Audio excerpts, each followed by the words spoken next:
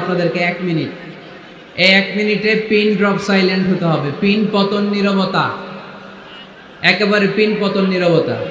আমি জানি গাজীপুরের লোকেরা খুবই সভ্য, ভদ্র, সিভিলাইজড, তারা খুবই সিভিলাইজড, তারা ডিসিপ্লিনকে মেনে চলে, নিয়ম নীতিকে পছন্দ করে, আইনকে পছন্দ করে।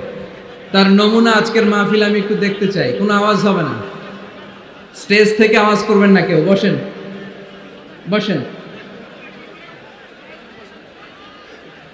1 মিনিট সময়, 1 মিনিট।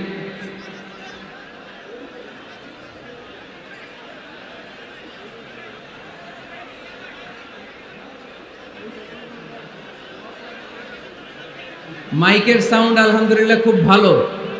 আপনাদের প্রত্যেকের ছোট্ট ছোট্ট আওয়াজের কারণে কিছু শোনা যায় না। মেহরবানি করে একটু চুপ করতে হবে, একটু চুপ করতে হবে। এই তো অনেকটা ঠান্ডা হয়ে আসছে। আর 30 second, just 30 seconds remaining, only half minute for you। এদিকে অনেকটা ঠান্ডা হয়ে আসছে মাশাআল্লাহ। বসো বসো, বসে যান। একটু আজকে স্যাক্রিফাইস করতে হবে, আজকে মনের মতো হবে না। সম্মানিত ভাইয়েরা আমাকে সহযোগিতা করেন। বসেন বসেন বসেন, আমি তাকাবো, আপনাদের দিকে তাকাবো। বসেন বসেন। আমি 3 বার লিল্লাহে তাকবীর পড়ব। আওয়াজ করে আল্লাহর নামটা একটু পড়া যাবে? এই আল্লাহর নামের তাকবীরের পরে এই ময়দানে আর কোনো আওয়াজ হবে না, পড়া যাবে? আওয়াজ করে ইনশাআল্লাহ পড়েন।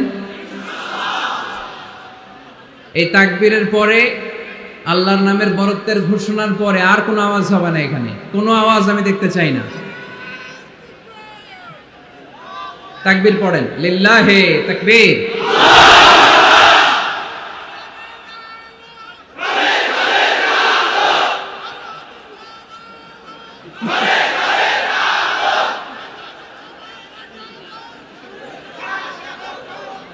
আরো 2টা তাকবীর বাকি, পড়েন লিল্লাহে তাকবীর। শেষ তাকবীরটা পড়তে হবে আরো জোরে, এবং এই তাকবীরের পরই আমাদের আওয়াজ বন্ধ হয়ে যাবে, কোনো সাউন্ড করা যাবে না। এরপর আমরা সরাসরি আলোচনায় যাব। আওয়াজ করে পড়েন লিল্লাহে তাকবীর। আমরা আল্লাহর নামে আলোচনা শুরু করছি। সকল প্রশংসার মালিক কে? সকল ক্ষমতার উৎস কে? কেউ যেটা পারে না পারে কে? কেউ যেটা দেয় না দেয় কে? কেউ যেটা দেখে না দেখে কে? সে আল্লাহর জন্য আওয়াজ করে আমরা পড়ছি আলহামদুলিল্লাহ। সবাই পড়ি রব্বানা লাকাল হামদ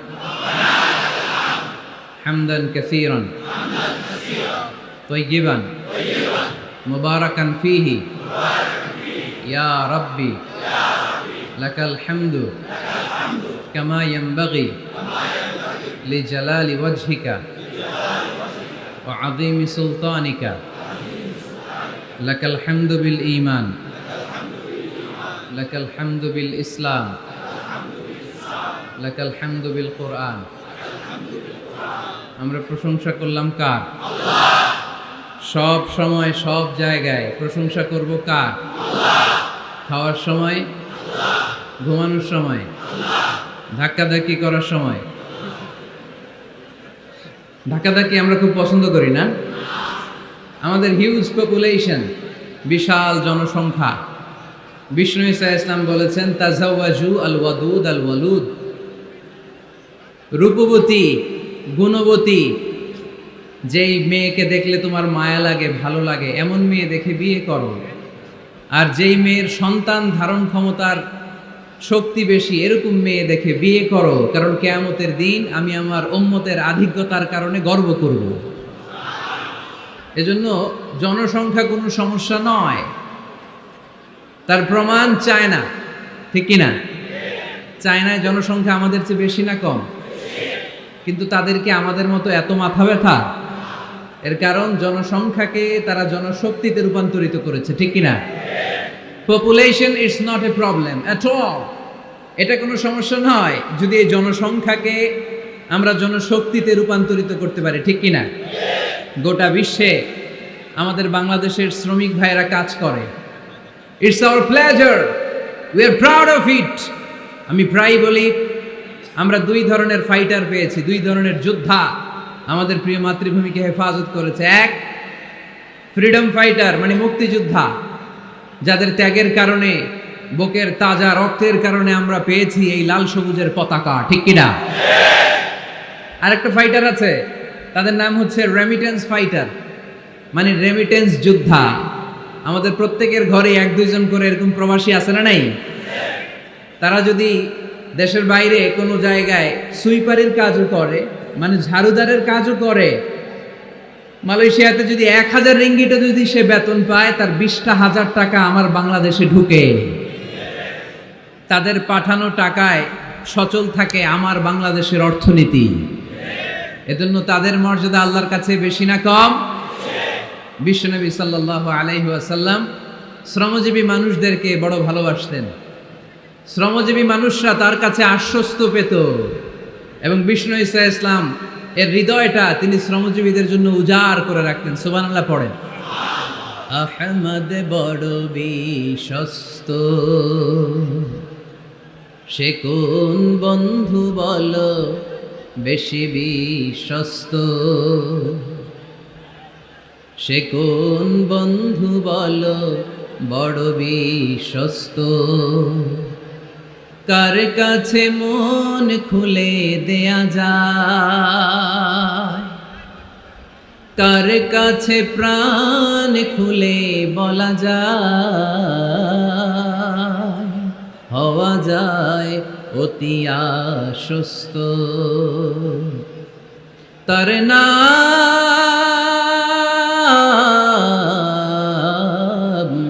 আহমদ বড় বিশ্বস্ত। সুবহানাল্লাহ পড়ে। শ্রমিকদের জন্য দিল দড়িয়া। শ্রমিক সাহাবীদের হাতে হাত রেখে হাত শক্ত দেখলে চোখের পানি ছেড়ে দিতেন, বুকে জড়িয়ে নিতেন। মুসাফা করলে ওই শ্রমিক সাহাবী বিশ্বনবীর হাত থেকে ওই শ্রমিকের হাত সরানোর আগ পর্যন্ত বিশ্বনবী নিজের হাত সরাতেন না। এজন্য যারা শ্রমজীবী তাদেরকে ভালোবাসে কে? তারা মুস্তাজাবুদ দাওয়া, তাদের দোয়া কবুল, কারণ তাদের ইনকামের মধ্যে কোনো ভেজাল নাই। দোয়া কবুল হওয়ার জন্য প্রথম শর্ত হচ্ছে তার ইনকাম হালাল হতে হবে। ইউর ইনকাম শুড বি 100% হালাল। আপনার ইনকামে যদি ঝামেলা থাকে, ভেজাল থাকে, আপনার দোয়া আল্লাহর কাছে কবুল হবে? এখানে আপনারা অনেকেই আছেন, শ্রমজীবী আছেন না? বিভিন্ন ফ্যাক্টরিতে কাজ করেন আশেপাশে, এরকম কারা কারা আসছেন দেখি? আলহামদুলিল্লাহ পড়েন, হাত নামান। ব্যক্তিগত ব্যবসা পরিচালনা করেন, এরকম কারা কারা দেখি? মাশাআল্লাহ, মাশাআল্লাহ, আল্লাহ কবুল করো, হাত নামান। এরপর ইউনিভার্সিটির student, first year, second year, third year, fourth year, masters, MPhil, PhD, এই লেভেলে কারা কারা দেখি? মাশাআল্লাহ, মাশাআল্লাহ, আল্লাহ তুমি কবুল করো। ইউনিভার্সিটির নিচে এসএসসি, এইচএসসি, দাখিল, আলিম, কওমি মাদ্রাসার বিভিন্ন লেভেলে যারা যারা এসছো দেখি? মাশাআল্লাহ, হাত নামা। একবারও যারা হাত তোলেন না, এবার তারা হাত তোলেন। আন্নারা কি করেন? শিক্ষকতা করেন। মাশাআল্লাহ, অনেক শিক্ষক প্রাইমারি স্কুল থেকে শুরু করে হাই স্কুলের, কলেজের, ইউনিভার্সিটির অনেক টিচাররা এসেছে। তারপর মাদ্রাসার অনেক সুপাররা এসছে, আইম্মাতুল মাসাজিদ, মসজিদগুলোর ইমাম ভাইয়েরা এসেছে, মুয়াজ্জিন সাহেবেরা এসেছে, মুহতামিম সাহেবরা এসেছে, বিভিন্ন পেশার ভাইয়েরা এসেছেন। যারাই আজকে এই মাহফিলে এসে মাহফিলটাকে সার্থক করছে, আল্লাহ তাআলা আমাদের সবার জন্য এই মাহফিলটাকে নাজাতের ওয়াসিলা বানাক। আরো জোরে পড়ি আমিন। ওইদিকে এত আওয়াজ কেন ভাই? কষ্ট হচ্ছে আপনাদের না? আজকে একটু স্যাক্রিফাইস করতে হবে, একটু স্যাক্রিফাইস করতে হবে। দোয়া করে দিব, মুনাজাত করে দিব, দোয়া করে দেই, তা না হলে একটু চুপ থাকতে হবে। একটু চুপ করেন, একটু চুপ করে দেখেন, মাইকের সাউন্ড বাড়বে ইনশাল্লাহ। আর মাইকম্যান কোথায়? তুমি তোমার নুরানি চেহারাটা একটু দেখাও। তুমি মাশাআল্লাহ একটু স্ট্রং করে দাও, প্রত্যেকটা মাইকেই যাতে স্ট্রং আওয়াজ পৌঁছে, কেউ যাতে আর কমপ্লেইন না করে। আর এই যে হাত জোর করে বলছে, এই যে কাবার গিলাফ ছুঁয়েছে এই হাত, আপনাদের পায়ের মধ্যে রেখে বললাম একটু মেহেরবানি করে চুপ করেন। একটু একটু অল্প কয়েক মিনিট কথা বলবো, অল্প কয়েক মিনিট। মানুষ যত বেশি হয় আলোচনা তত ছোট হওয়া উচিত। বিষ্ণু ঈসা ইসলাম বলেছেন, খুতাবুকুম তাবিলা সালাওয়াতুকুম কাসীরা। One of the minor sign before the day of judgment, your Islamic lectures will be very longer, and your salah will be very shorter. কিয়ামতের আগে তোমাদের বক্তব্য হয়ে যাবে লম্বা, নামাজ হয়ে যাবে খাটো। এখন আমাদের সমাজে তাই হচ্ছে, ঠিক কিনা? ঘন্টার পর ঘন্টা বক্তব্য হচ্ছে। এক একজন এক এক নিয়তে বক্তব্য শুনতে আসে। কেউ আসে স্লোগান দেওয়ার জন্য। কি দেওয়ার জন্য? কেউ আসে হুজুরকে দেখার জন্য, কেউ আসে হুজুরের কণ্ঠ শোনার জন্য আসে, কেউ আসে সেলফি নিয়ে যাবে। আজকে কি নিয়ে যাবে? আজকেও তুলছে কয়েকটা। ধাক্কা ধাক্কির মধ্যে কে হুজুর তাকান, তাকাইলে হাতটা এরকম বাঁকা করে রাখে, সেলফি। তো আমরা যেন এগুলো না করি। এই তাফসির মাহফিলের মঞ্চগুলো পবিত্র মঞ্চ, খুবই পবিত্র। এগুলোকে যেন আমরা অপবিত্র করে না তুলি। কিন্তু দুঃখের সাথে লক্ষ্য করা যাচ্ছে এই মঞ্চগুলোকে আমরা হিংসা, বিদ্বেষ, বিষোদ্গার দিয়ে এটাকে নোংরা করে ফেলছি। এক আলেম আরেক আলেমের বিরুদ্ধে বলে স্টেজে বসে, আছে না নাই? একজন আরেকজনের কাফের ফতোয়া দেয়, আছে না নাই? আপনাদের গাজীপুরে আলহামদুলিল্লাহ এগুলো নাই। এটা একটা মহামারী এবং ভয়ঙ্কর অবস্থা। অন্যকে নিয়ে ব্যস্ত থাকা, অন্যকে সময় দেয়া। প্রিয় ভাইরা, স্রষ্টার দেয়া আমাদের জন্য সবচেয়ে দামি বিষয় হচ্ছে, আল্লাহর দেয়া সবচেয়ে দামি গিফট হচ্ছে আমাদের সময়। দামি গিফটের নাম কি? এই সময়টাই আমরা অন্যকে দিয়ে দিই। অন্যকে হিংসা করতে করতে এই দামি সময়গুলো নষ্ট করে ফেলে। এটা ঠিক না। আমারও অনেকে এদেশে কাফের বলে, আছে না নাই? আমি অবাক হয়ে যাই, এই কাফের কথা শুনতে এতগুলো আল্লাহর ওলি কি করে আসে? আমার বুঝে আসে না। এই কাফের কথা শোনার জন্য এরকম ধাক্কা ধাক্কি হয় কেন?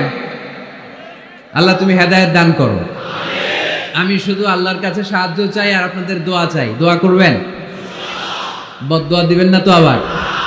আর কে আমারে কাফের বললো, কে কি ফতোয়া দিল, আই ডোন্ট কেয়ার। ওইদিকে আমি তাকাই না। এর কারণ পিছনের দিকে তাকানোর সময় আমার নাই। চিল্লা এখন ঠিক কিনা? সিংহ সিংহ একটা সিংহ ঘন্টায় ছুটতে পারে 90 কিলোমিটার বেগে। কত কিলোমিটার? একটা হরিণ ঘন্টায় ছুটতে পারে 100 কিলোমিটার বেগে। তাহলে কে জোরে ছুটে? জোরে বলতে হবে। সিংহ কত কিলোমিটার? হরিণ। তারপরেও হরিণটা 100 কিলোমিটার বেগে ছোটার পরেও সিংহটার কাছে সে ধরা পড়ে যায়।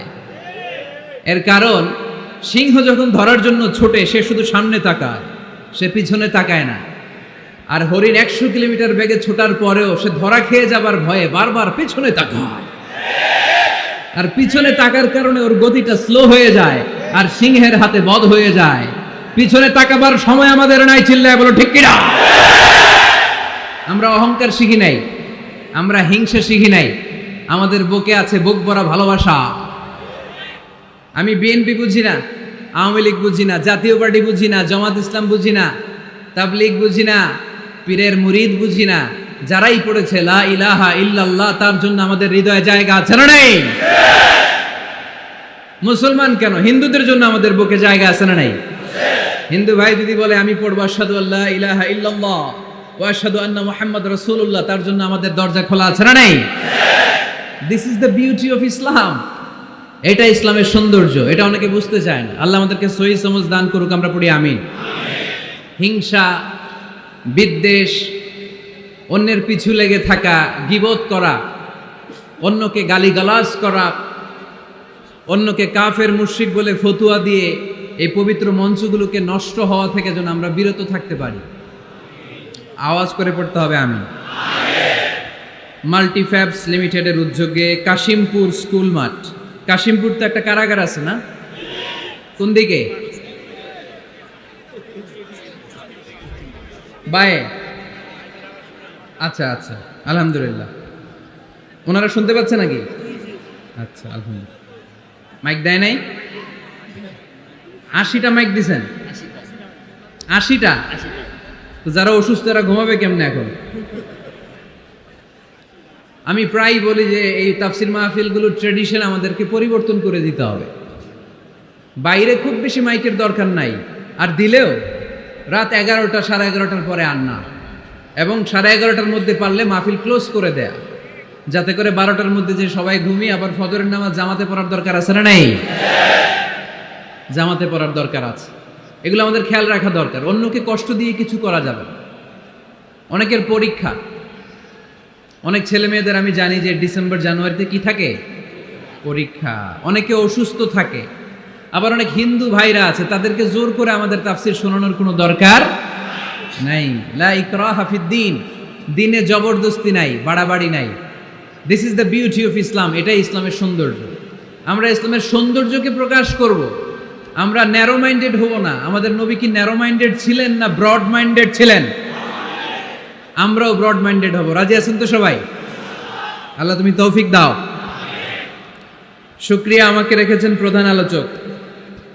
আমার আগে কথা বলেছে হাফেজ মাওলানা মুফতি সাইফুজ্জামান ভাই, কথা বলেছেন মাওলানা মুফতি মাসুম বিন সিরাজ ভাই, কথা বলেছেন মাওলানা কারি আব্দুল হাই মোহাম্মদ সাইফুল্লাহ আল হুসাইনি। আমার আগেই যিনি কথা বলেছেন চমৎকার আলোচনা করে, ঠিক কিনা?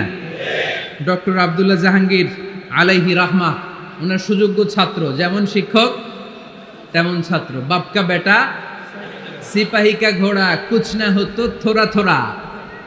ডক্টর আব্দুল্লাহ জাহাঙ্গীরের থোড়া থোড়া পেলেই আমাদের সাইফুল্লাহ ভাইয়ের জীবনটাকে উজালা করে দিবে কে?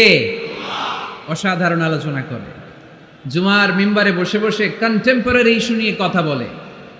This should be the upper most quality of a খতিব। একজন খতিবের কোয়ালিটি তো এমন হবে, সমাজে কন্টেম্পোরারি এখন কি যাচ্ছে এগুলো নিয়ে কথা বলা। মুসলিম উম্মায় আমাদের কি ক্রাইসিস, আমাদের কি সংকট, এই সংকট থেকে উত্তরণের উপায় কি, এগুলো জুমার মিম্বার থেকে ঘোষণা আসার দরকার আছে না নেই? আমাদের আব্দুল হাই মোহাম্মদ সাইফুল্লাহ ভাই এই কন্টেম্পোরারি বিষয়গুলো নিয়ে কথা বলে, আমরা তার জন্য দোয়া করি। আমার ভাই যেন আরো চমৎকার কথা আমাদেরকে উপহার দিতে পারে, আল্লাহ তুমি তৌফিক দাও। প্রধান অতিথি আলহাজ মহিউদ্দিন ফারুকি, চেয়ারম্যান মাল্টিফ্যাবস লিমিটেড। ভাই আপনি, আপনার বাবা, উনি সিঙ্গাপুরে আছে না, অনেক অসুস্থ, ভাইজান দোয়া চেয়েছে, আমরা ওনার জন্য দোয়া করি, আল্লাহ যেন ওনাকে তাড়াতাড়ি সুস্থ করে দেয়। আজকের প্রোগ্রামের সভাপতি হচ্ছে আলহাজ মীর আসাদুজ্জামান তুলা ভাই আসছে দেশের বাইরে, কাউন্সিলর 6 নং ওয়ার্ড গাজীপুর মহানগর গাজীপুর। তারপর ভাইয়ের নামটা ভুলে গেলাম, ফারুকি পরিচালক মাল্টিফ্যাবস লিমিটেড আছেন, হাফেজ মাওলানা মাসুম বিল্লাহ আছেন, জনাব আব্দুল কুদ্দুস। যারাই এই প্রোগ্রামের জন্য কষ্ট করেছেন তাদের সবাইকে আল্লাহ জাযা খায়ের দান করুক, আমরা সবাই পড়ি আমিন। গতকাল রাতে আপনাদের মাননীয় মন্ত্রী মহোদয়ের সাথে আমার ফোন আলাপ হয়েছে, খুব সম্ভবত মুক্তিযুদ্ধ বিষয়ক মন্ত্রী আ.ক.ম. মুজাম্মেল হক সাহেব, খুব ভালো মানুষ। আমি আবার এখন গ্রিন সিগন্যাল না পেলে কোথাও যাই না, মাইকের আওয়াজ যায় না। Okay let me handle the issue. কিরে ভাই, তোমার নাম কি? সম্মানিত সুধী, আমি চাইব অল্প কয়েক মিনিট যতক্ষণ কথা বলি আপনাদের কান দুটো খরগোশের মতো খাড়া করে আমার দিকে রাখতে হবে, পারা যাবে?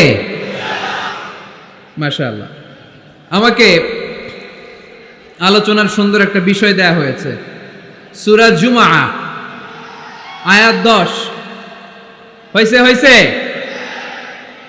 কি ইয়েস নাকি নো?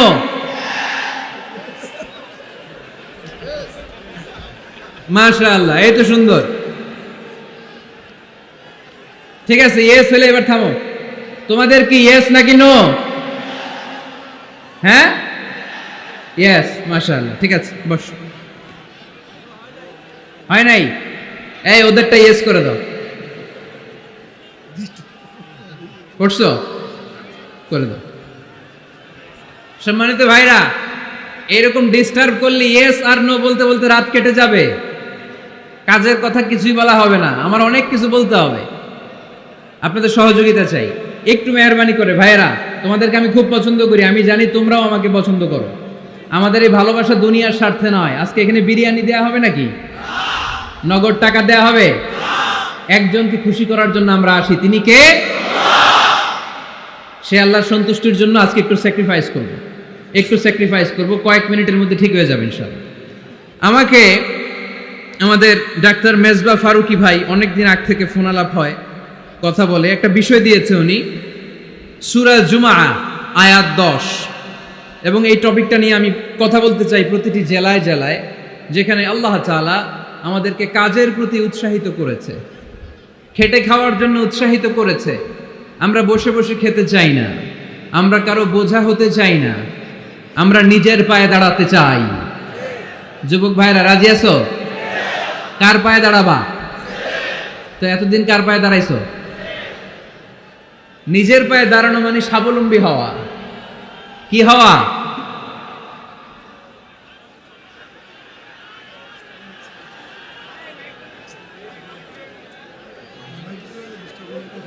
এই মাইকের সমস্যার কারণে আমাদের মাহফিলগুলো মাইর খেয়ে গেল।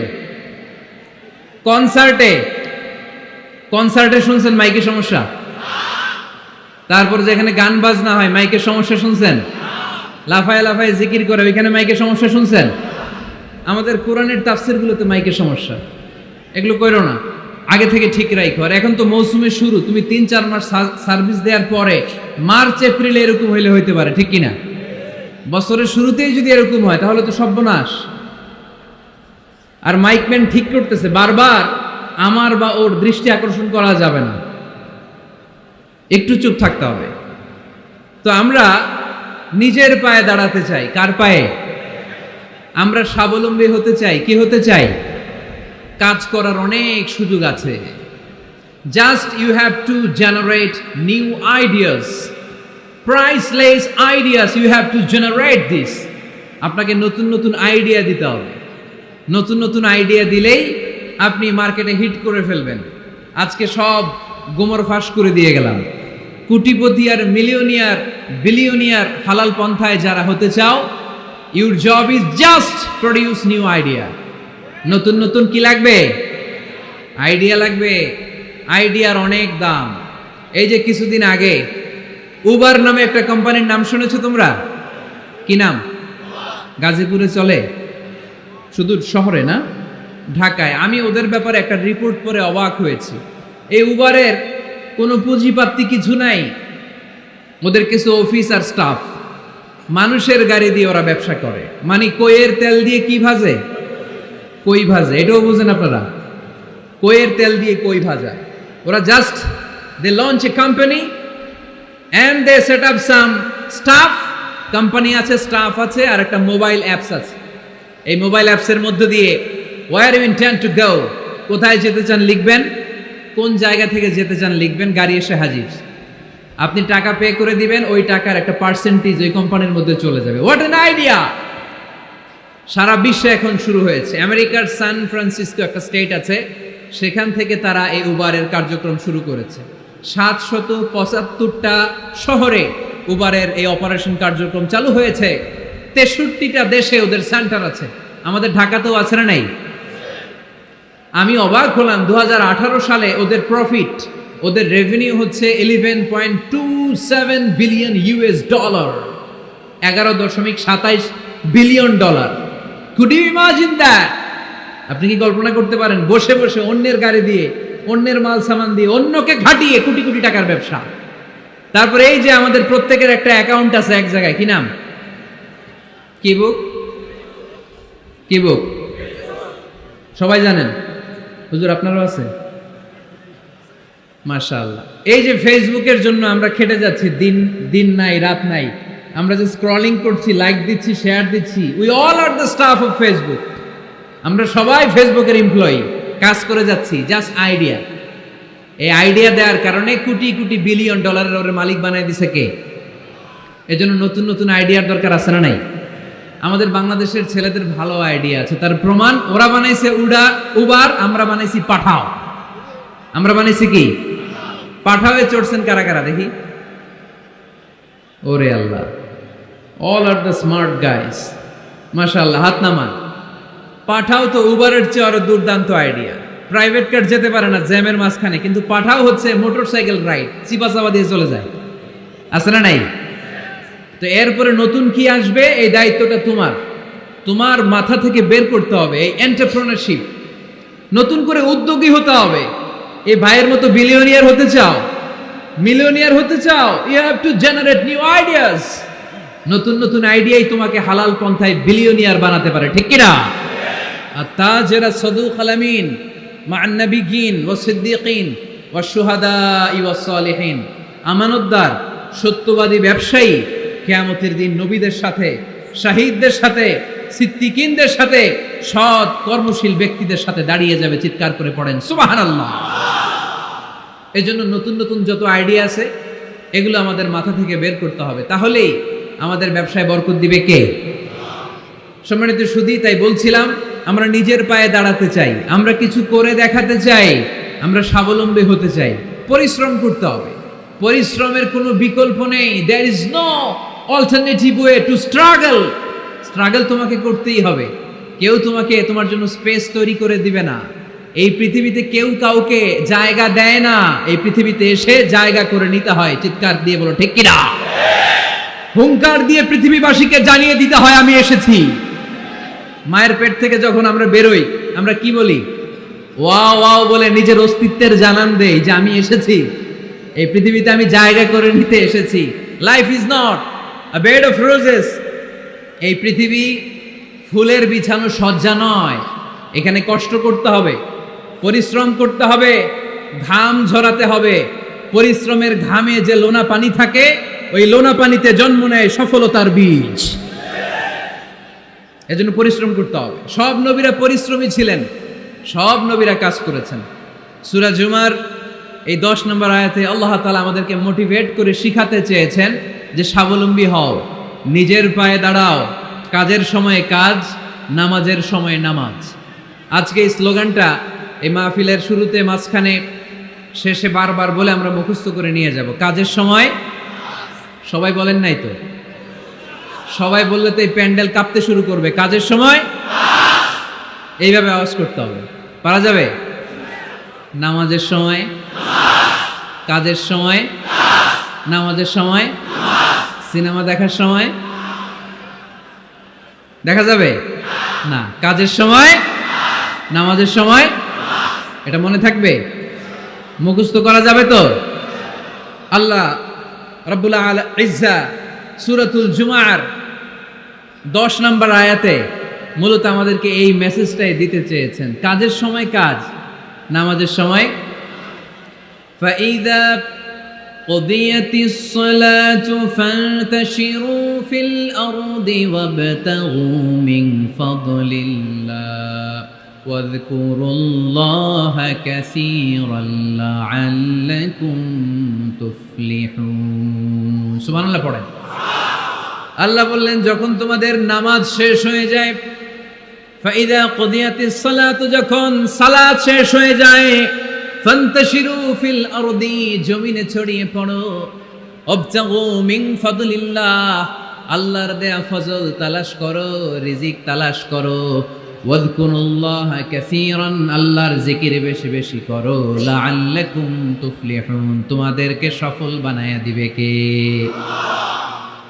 সিস্টেমটা খেয়াল করেন। ফাইদা কুদিয়াতিস সালাত, যখন সালাত শেষ, ফান্তাশিরু ফিল আরদ, when you are done with your salah, spread out to your workplace, তোমার কাজের জায়গায় চলে যাও। নাকি মসজিদে বসে থাকবেন? নামাজ শেষে কি করতে হবে? কাজের জায়গায় চলে যেতে হবে। এটা ইসলামের নিয়ম, এটা বিশ্বনবীর সুন্নাহ, এটা আল্লাহর দেয়া পদ্ধতি। ফাইদা কুদিয়াতিস সালাতু, যখন সালাত শেষ হয়ে যাবে, ফান্তাশিরু ফিল আরদ, জমিনে ছড়িয়ে পড়ো, ওয়াবতাগু মিন ফাদলিল্লাহ, আল্লাহর রিজিক তালাশ করো। জমিনের মধ্যে আল্লাহর ফাদাল আছে, রিজিক আছে, এই রিজিকগুলো তালাশ করো। মসজিদে বসে থাকলে এই ফদল বা রিজিক কি পাওয়া যাবে?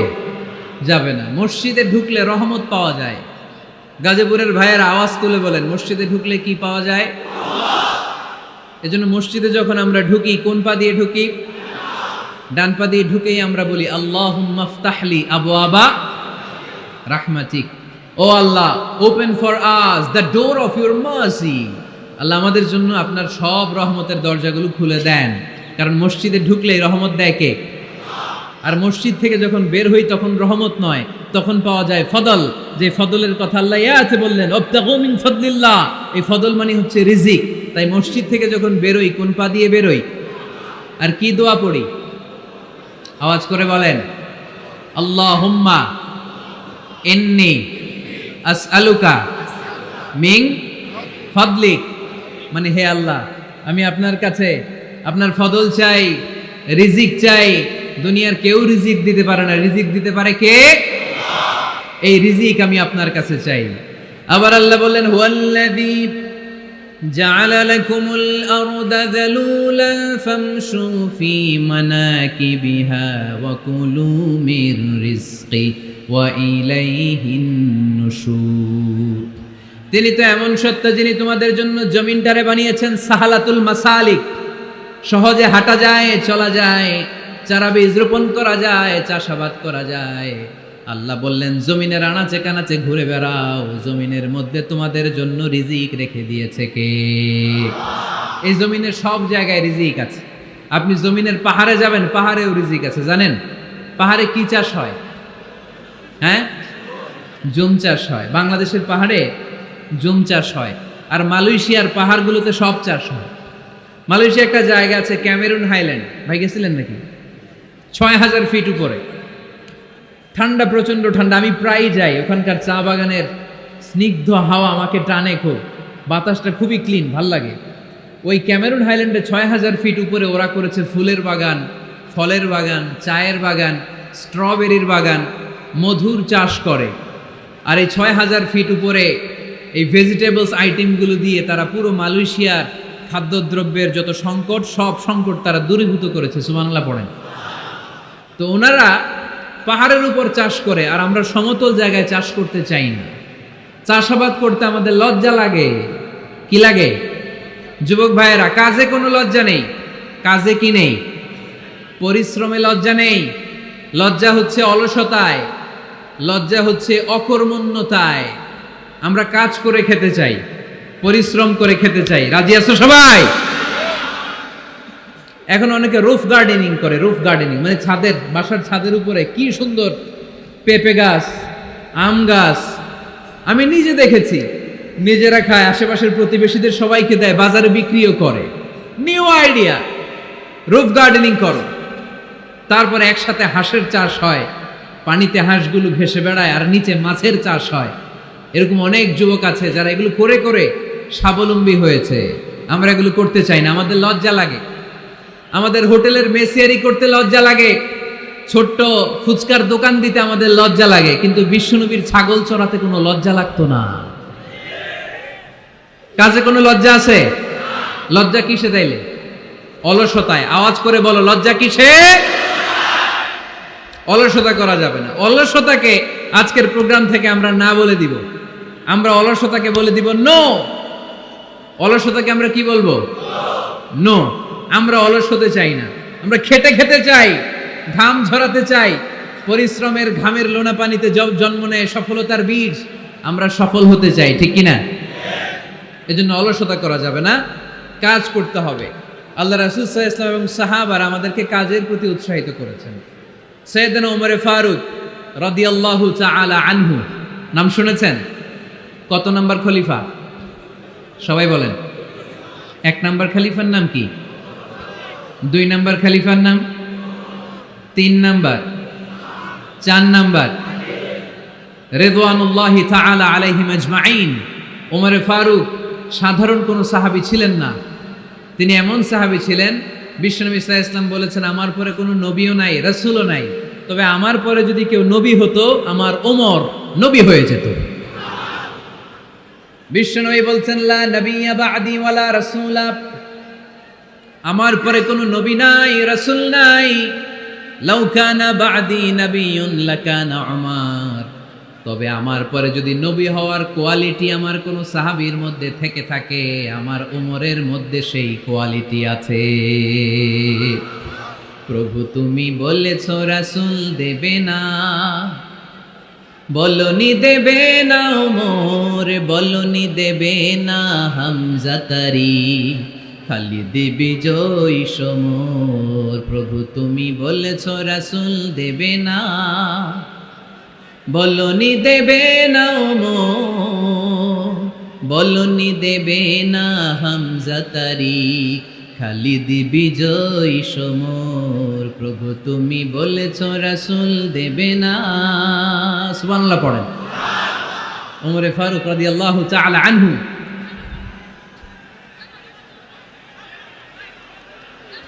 ভাইজান দোয়া করে দিই, কষ্ট হচ্ছে অনেক। শেষ করে দিব, আলোচনা শেষ করে দিব। আরো কয়েক মিনিট শুনবেন শুনবেন শুনবেন তো বারবার এরকম আওয়াজ করলে কি শোনা যাবে? এই ছেলেরা, এই অডিও শোনো না তোমরা? অডিওতে চেহারা দেখা যায় নাকি? বসো, তোমরা অডিও শুনবে, এরা ভিডিও দেখবে। বসো, আওয়াজ নাই। আমি শুরুতেই বলেছি কানগুলো খরগোশের মতো খাড়া করে শোনো। অডিও রেকর্ডের মধ্যে কি চেহারা দেখা যায়? এখানে যারা দেখতে পান ওই দিকে তাকা, ওই যে ওখানে প্রজেক্টর আছে, আওয়াজ করা যাবে। আলোচনার মাঝখানে বক্তাকে এত ডিস্টার্ব করলে বক্তা তার আলোচনার ফ্লো হারিয়ে ফেলে। সে কি বলছিল এটা সে ভুলে যায়। সে মাথার মধ্যে কি কি পয়েন্টস, কি কি মেসেজগুলো শেয়ার করার জন্য সে আগাচ্ছিল এটা সে ভুলে যায়। এজন্য আর কয়েক মিনিট কথা বলবো, আর কষ্ট দিব না আপনাদেরকে, একটু চুপ থাকবেন। দ্বিতীয় খলিফার নাম কি ছিল? সবাই বলেন কি নাম? সাইয়েদনা ওমর ফারুক রাদিয়াল্লাহু তাআলা আনহু। ওনারে মুনাফিকরা খুব ভয় পেত। কারা? মুনাফিক চিনেন তো? ভিতরে এক বাইরে আরেক, তার নাম? সবাই বলেন ভিতরে এক বাইরে আরেক, তার নাম মুনাফিক। ইউযহিরু খিলাফা মা ইউবতিন, আরবিতে কি বলে?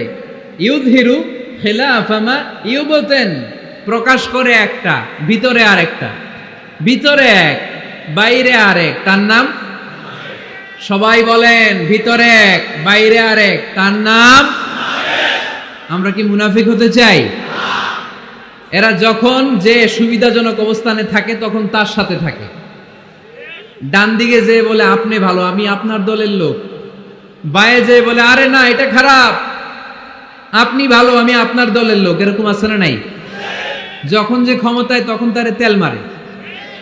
যেদিকে বৃষ্টি আর তুফান ওইদিকে ছাতা ধরে। আছে না নাই? বাংলাদেশে একটা গান চলছিল কিছুদিন, শুনতাম, মধু হই হই বিষ হাবাইলা। সূরাতুল মুনাফিকুনের তাফসীর বোঝানোর জন্য এটা আমার জন্য খুব সহজ ছিল। মধু হই হই বিষ হাবাইলা। বলে মধু, বলে কি? বাটির মধ্যে নিয়ে আসছে, বলে এটা মধু, বলে কি? আসলে এটা কি? জোরে বলেন। আমরা কি মুনাফিক হতে চাই? না। আমরা কি হতে চাই? মুনাফিকরা হচ্ছে এদিকেও যায় না আবার ওদিকেও যায় না। মুযাবযাবিন, they all the time long in dilemma, they don't know where to go, they don't know where to proceed। কোন দিকে যাবে জানে না, ডানেও না বায়েও না, নেহি এদার নেহি ওদার, দরমিয়ান মে সাদার বাদার। এরকম আছে না? উপর দিয়া ফিটফাট, ভিতর দিয়া সদরঘাট। সদরঘাট এখনো ফিটফাট হয় নাই। তো এই মুনাফিকের অবস্থা হচ্ছে উপরে ফিটফাট, ভিতরে সদরঘাট। আমরা কি মুনাফিক হতে চাই? কি হতে চাই? মুমিন হতে চাই। এই মুনাফিকের দলগুলো মদিনাতুল মুনাওয়ারাতে ওমরে ফারুককে খুব ভয় পেত। ওমরে ফারুককে দেখলে তারা থারথার করে কাঁপতো। শুধু মুনাফিকরাই নয়, খোদ ইবলিস শয়তানও সাইয়েদনা ওমরে ফারুককে দেখলে ভয় পেত। আমরা আমাদের ছেলে মেয়েদেরকে যদি খাবার না খায় আমরা কি বলি? আম্মু খাবার খাও। কি আসবে? ভূত আসবে, বিড়াল আসবে, বাঘ আসবে। এগুলো গাজীপুরে বলে না বোধহয়। আপনাদের ছোট্ট মেয়েটা যদি রাত্রে খেতে না চায় আপনারা লোকমা তুলে কি বলেন? এই তাড়াতাড়ি খাও, কি আসবে? ভূত, ভূত আসবে। তো মদিনার সমাজে মদিনার ছোট্ট কচিকাচা সোনারমণিরাও রাতে খেতে চাইতো না। মদিনাতুল মুনাওয়ারার মায়েরা রাত্রিবেলা খাবার নিয়ে বাচ্চাদেরকে বলতো, মা তাড়াতাড়ি খাও, হা হুয়া ইয়াতি উমর, ওই যে উমর আসতেছে। উমর ইসলামের দ্বিতীয় খলিফা। আশাদ্দুহুম ফি আমরিল্লাহি উমর, আল্লাহর জমিনে আল্লাহর দ্বীন বাস্তবায়নের জন্য সবচেয়ে শক্তিশালী ছিল ওমর। চিল্লায় পড়েন সুবহানাল্লাহ। এই ওমরে ফারুক রাদিয়াল্লাহু তাআলা আনহু যে রাস্তা দিয়ে হাঁটতো, শয়তান ওই রাস্তা রেখে দিয়ে অন্য রাস্তা দিয়ে হাঁটতো। মা সালাকা শাইতানু ফাজ্জান সালিকান ইল্লা সালাকা ফাজ্জান গায়রা ফাজ্জিক। বিষ্ণু বলছেন, ওমর, শয়তান তোমারে দেখে এত ভয় পায়, তুমি যে রাস্তা দিয়ে হাঁটো, শয়তান তোমারে দেখলে ওই রাস্তা রেখে দিয়ে অন্য রাস্তা দিয়ে হাঁটে। চিল্লায় পড়েন সুবহানাল্লাহ। এদিকে কি হয়েছে?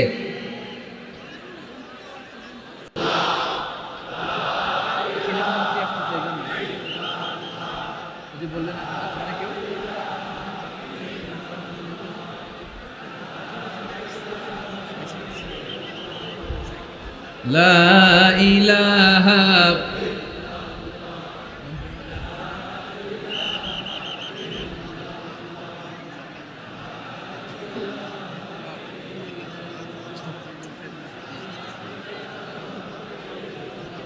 সুবহানাল্লাহ আলহামদুলিল্লাহ লা ইলাহা ইল্লাল্লাহ সুবহানাল্লাহ।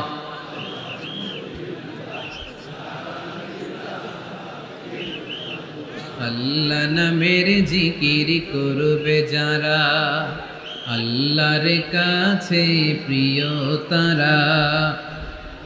আল্লাহর কাছে প্রিয় যারা, জান্নাতে প্রবেশ করবে তারা।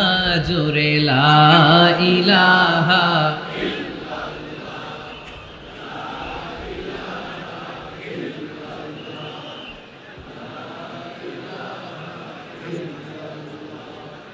লা ইলাহা ইল্লাল্লাহ লা ইলাহা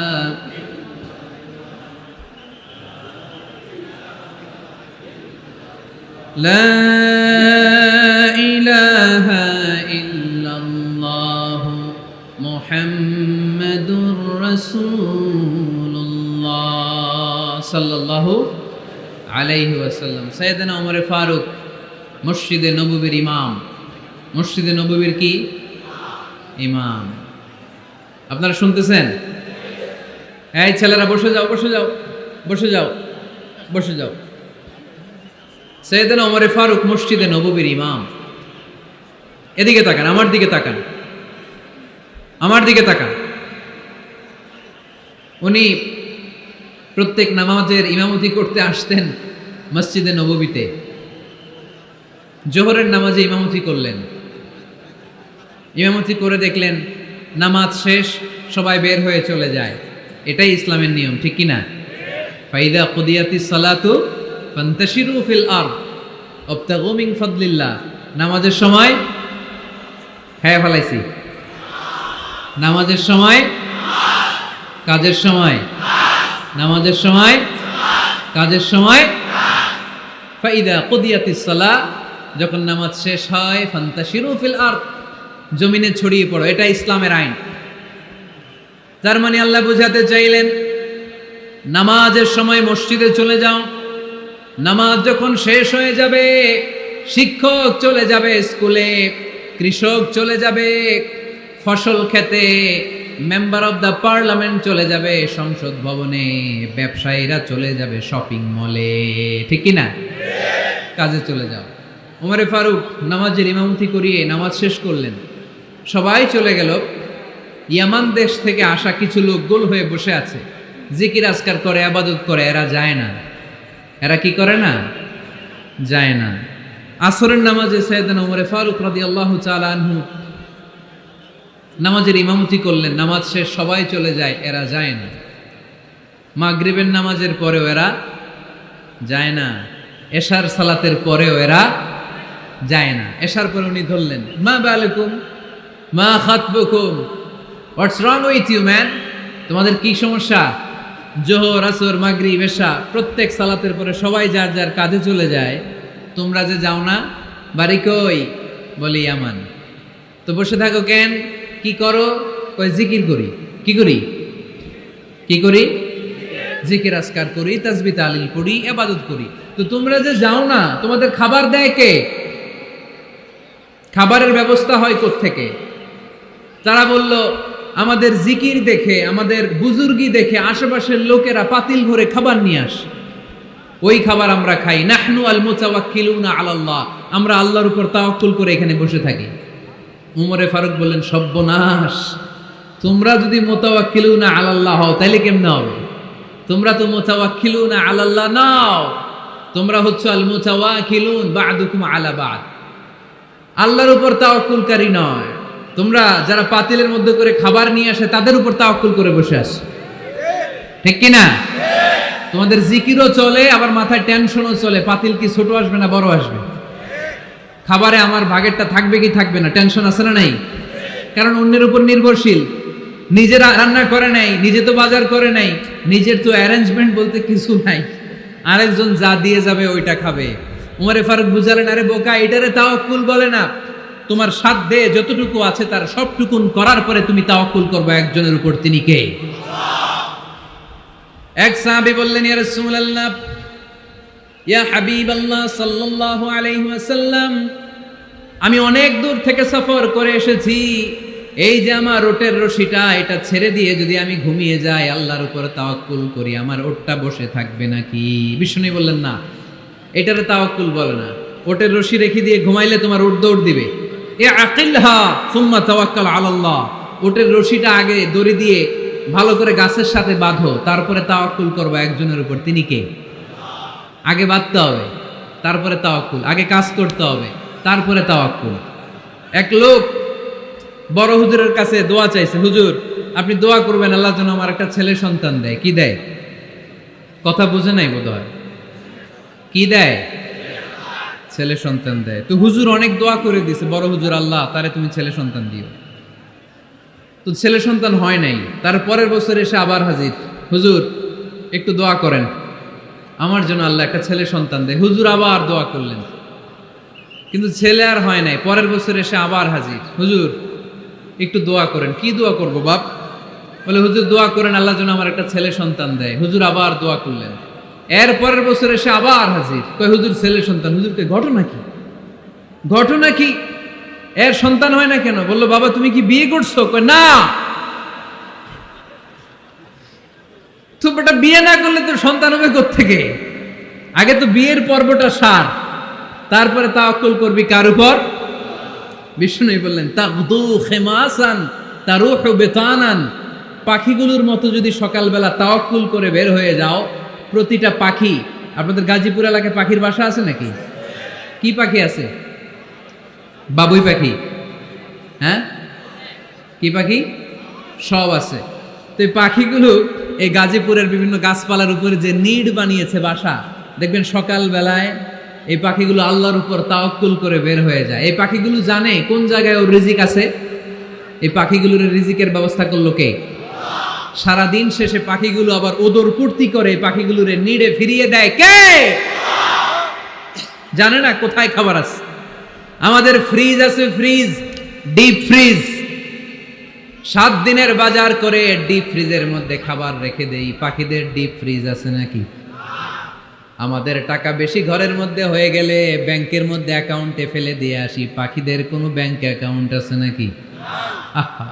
তারুহু তাগদু খিমাসান তারুহু বিতানান, সকালবেলা পাখিগুলো কিচির মিচির আল্লাহর জিকির করে বের হয়ে যায়।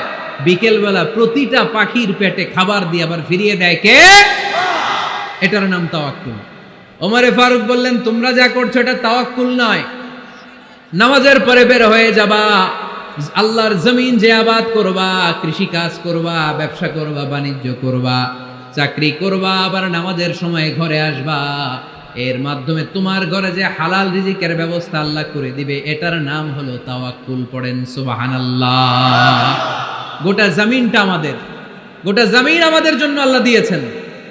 যেখানে যাবেন রিজিকের ব্যবস্থা আছে না নাই? আপনাদেরকে শোনাইছি না যে বাংলাদেশের পাহাড়ে কি চাষ হয়? ওখানে জুম রেখেছে আল্লাহ। মালয়েশিয়ার ক্যামেরুন হাইল্যান্ডে আল্লাহ ফলের বাগান, ফুলের বাগান রেখেছে। আবার আপনি সাগরের মধ্যে নামলে রিজিক আছে না নাই? কি আছে? মাছ। সুবহানাল্লাহ কইবেন না? ওয়ালাকাদ কাররামনা বানি আদম ফাহামালনাহুম ফিল বাররি ওয়াল বাহরি ওয়া রাযাকনাহুম মিনাত তাইয়্যিবাত।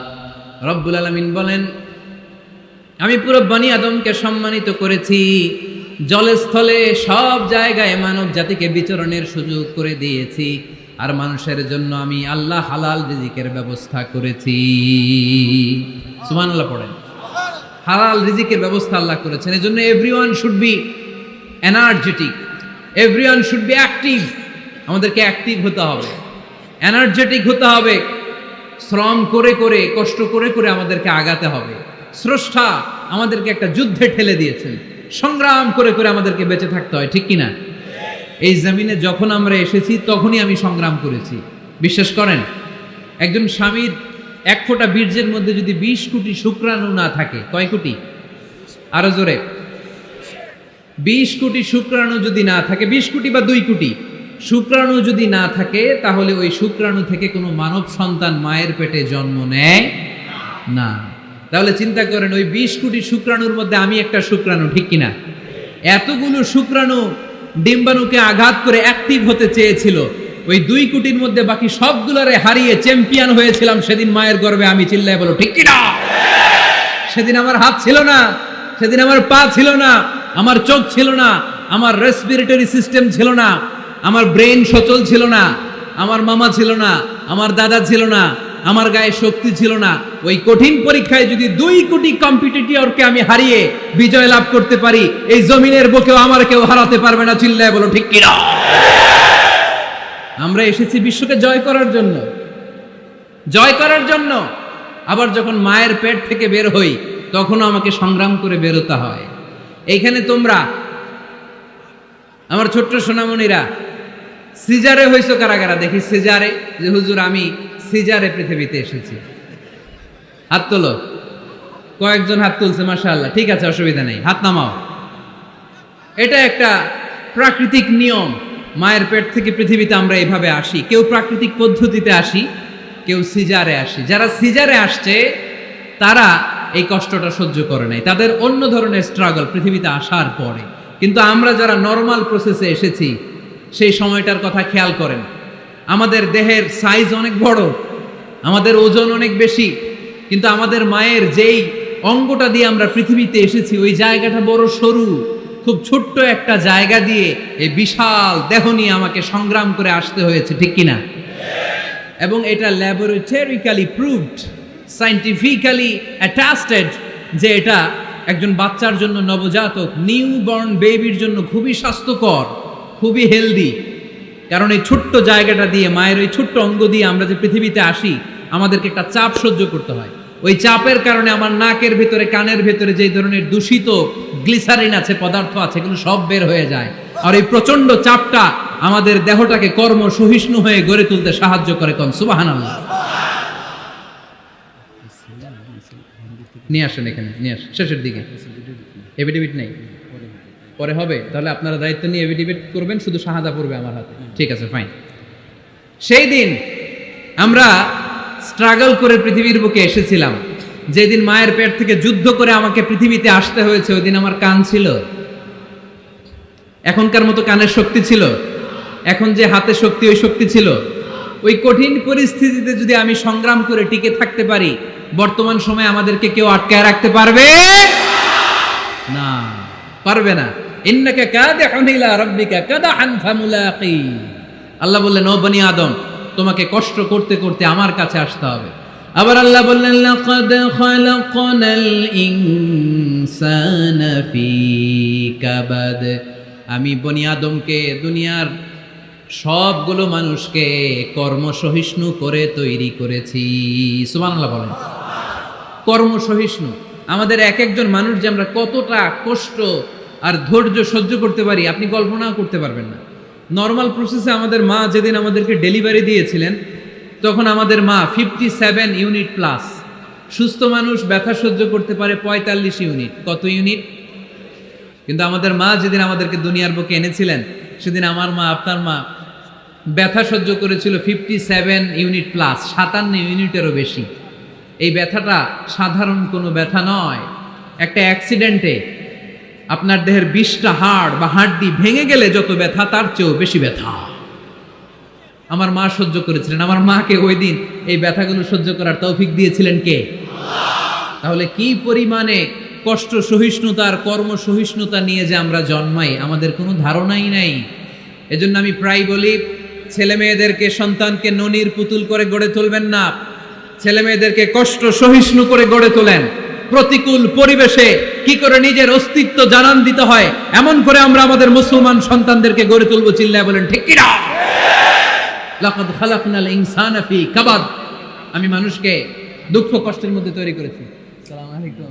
আল্লাহ হাফেজ। আপনার সাথে ফোনে কথা হয়েছিল? জি জি। মোহতারামকে একটা চেয়ার দেন। আছে? দেন দেন, ছোট্ট কি আছে একটা দেন।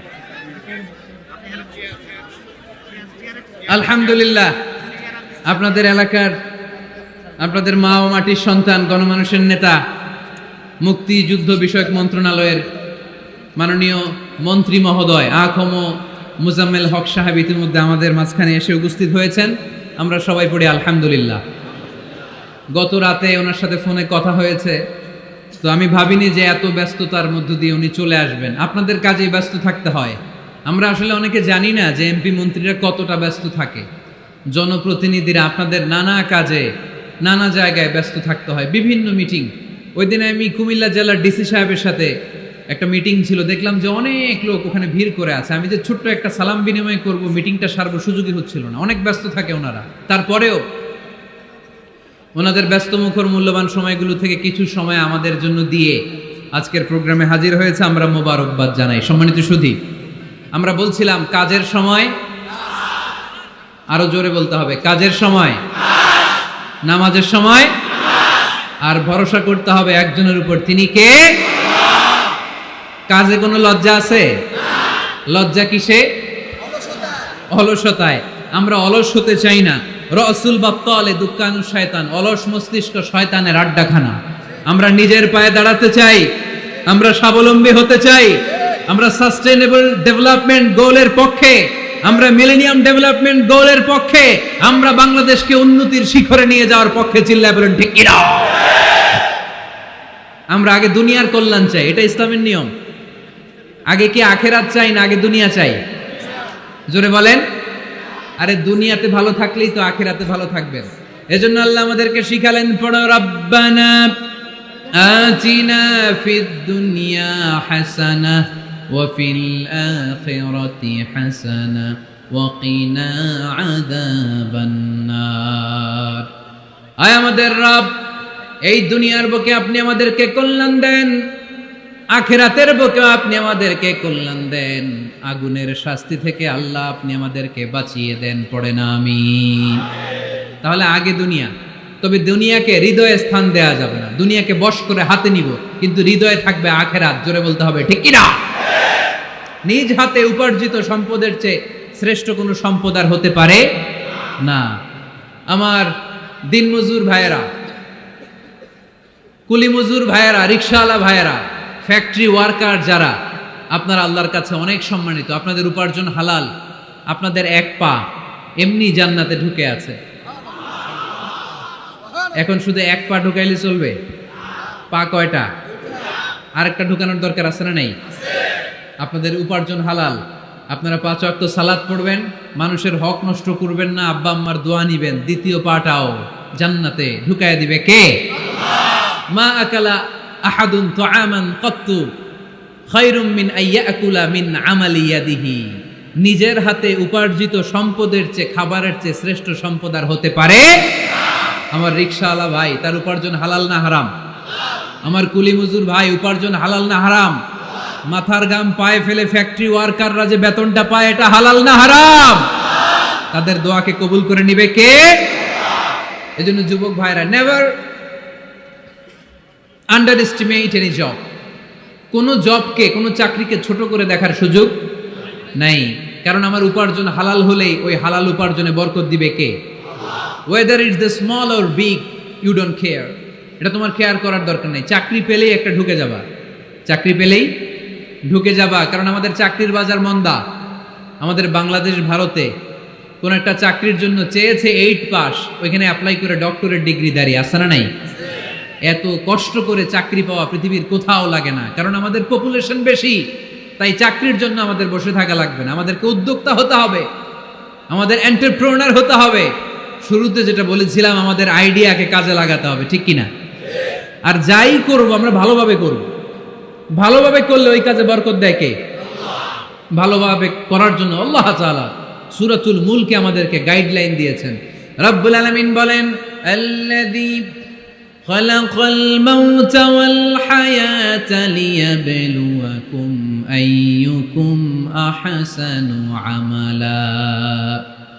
তিনি এমন সত্তা যিনি তোমাদের তৈরি করেছেন, জীবন আর মৃত্যুকে তৈরি করেছেন এই জিনিসটা পরীক্ষা করবার জন্য তোমাদের মধ্য থেকে কে ভালোভাবে কাজ করে। সুবহানাল্লাহ। কে বেশি আমল করে আল্লাহ এটা বলছে, নাকি কে ভালো আমল করে? কথা কি বুঝতেছেন? যদি বেশি আমল করার কথা আল্লাহ বলতো তাহলে এই আয়াতটা হতো লিয়াবলুয়াকুম আইয়ুকুম আকসারু আমালা। কিন্তু আল্লাহ কি এই আয়াতে আকসারু আমালা বলেছে? আলেম যারা আছেন তারা আমার সাথে সাথে বলেন, আল্লাহ কি আকসারু আমালা বলেছে? আল্লাহ কি বলেছে? লিয়াবলুয়াকুম আইয়ুকুম আহসানু আমালা। কে ভালো করে কাজ করে উইথ প্রফেশনালিজম। আপনি যেটাই করেন না কেন আপনাকে প্রফেশনালিজমের সাথে করতে হবে, তাহলে ওই কাজে বরকত দিবে কে? ছোট হোক বড় হোক এটা কোনো সমস্যা?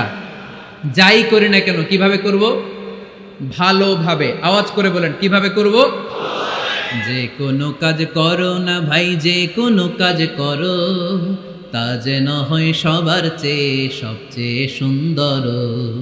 যে কোনো কাজ করো না ভাই, যে কোনো কাজ করো তা যেন হয় সবার চেয়ে সবচেয়ে সুন্দর। হোক না সেটা পড়া লেখা, রঙের ভাষায় ছবি আঁকা। হোক না সেটা পড়া লেখা, রঙের ভাষায় ছবি আঁকা। হোক না সেটা সামান্য কাজ কিংবা মহত্তর, তা যেন হয় সবার চেয়ে সবচেয়ে সুন্দর।